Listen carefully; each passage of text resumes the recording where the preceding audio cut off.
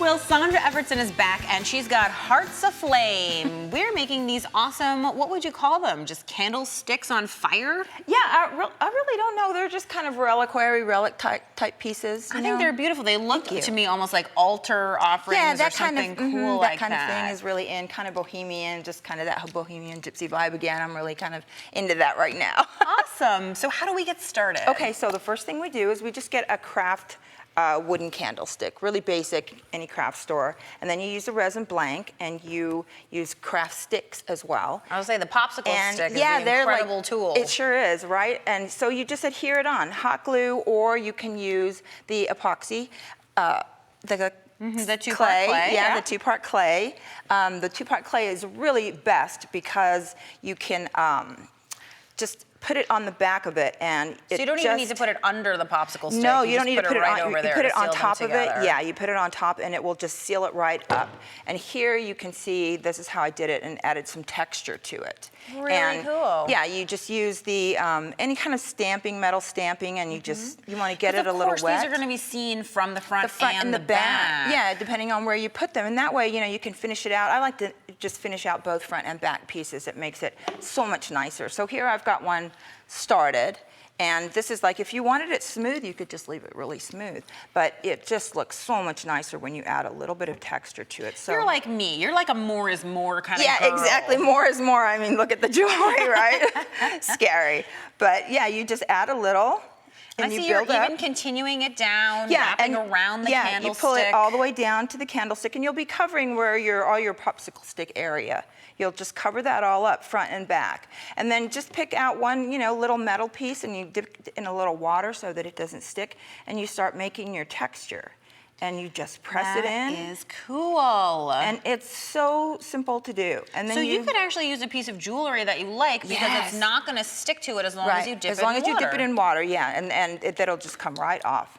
So from this stage, you start adhering, and you can also use the clay to adhere the metal pieces. Because I was going to say, I noticed that these guys have crowns. Yeah, so you can just, add any little decoration, broken jewelry bits, old brooches, one earring. I was going to say, I'm the queen of the single earring. Right, exactly, and that's what this is. It's one earring that I had left. I lost one, so it went into that. So then you want to paint the whole piece gold. And you'll just use a little craft paint, and you'll just go over the whole thing, give it a couple of good coats so that the whole thing is gold. Now, did you paint this metal piece gold? No, they were already, the metal pieces come in different, you can get them in copper, bronze, gold, silver, whatever colors you like. So. And obviously you could actually use a wood piece or something too, yeah, you right? could use wood, you could use paper, you can use any kind of, there's so many, like those laser cuts. Oh, right? Yeah. Wood laser cuts, you can use those. Those are great on them. So anything adheres to them. So you just painted a coat of gold, and then you want to start here. You want to start with the making the heart. And you want to just use a different color. You want to use a couple of colors of red, because if you just use one solid color of red, it would just be kind of not alive looking. And if you use a bunch of different colors of red, like you can see on this piece here, use red and use a coral and another color, so it kind of makes it alive. How do you apply those different colors of red? Do you do them like in a pattern? Do you do them randomly? No, just really super, like my painting, like I'm really, really low tech again. And I just do it really randomly, and you'd use another color on top of that. And you can even leave the brush paint in there. I was going to say, I noticed the way that you're using the brush. You're not stroking in a traditional paint way, but you're actually dabbing up and down. Yeah, and it just like, it blends it all together by itself, and it makes it look more alive. And I was also going to say, I love the way that you've done this flame. Yeah. If we look at that, you can see how like textured and layered that is, lots and lots of different colors in there. And really, it's only 3 colors of yellow and a red. And so you can even use the brush after you have a little bit of this on it, give it a coat of the bright yellow. I have to ask you about this. This is my clay that I used a little bit of extra clay. You know when you get a brush and you've used it for a little bit too long and the top pops off, and I mend them with this and they'll go forever. Oh my gosh, you know what I actually thought that was? I thought it was like a rest so your brush didn't roll away, because that happens to me all the time. Yeah, no, this is perfect. It's just like, it saves your brushes. So to make the flame and make it look like it's dancing and make it look like it's alive, you just brush it over a little bit, and I never even clean my brushes.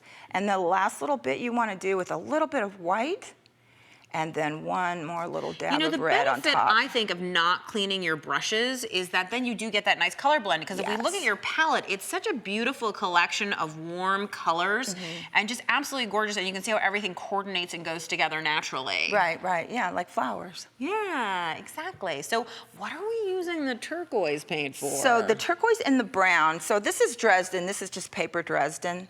And for people who aren't knowing familiar what with it, Dresden yeah, is, it's what is that? it's just a paper foil.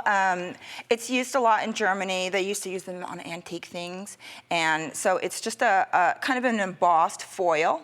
And they come in a lot of different designs and colors. And so I like to make them look a little bit older, so I'll use just a little bit of brown paint acrylics and just rub it in, and it just gives it a little antique look.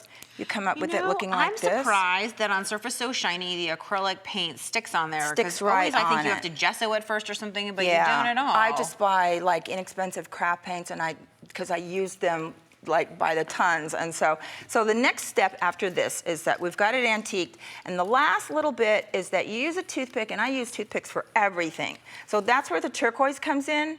You just get a little dab and you start making your little dots. And it's like a little jewel. Wow, yeah, it totally And is. it's sort of like, you know, adding a little jewel. It's sort of like embossing.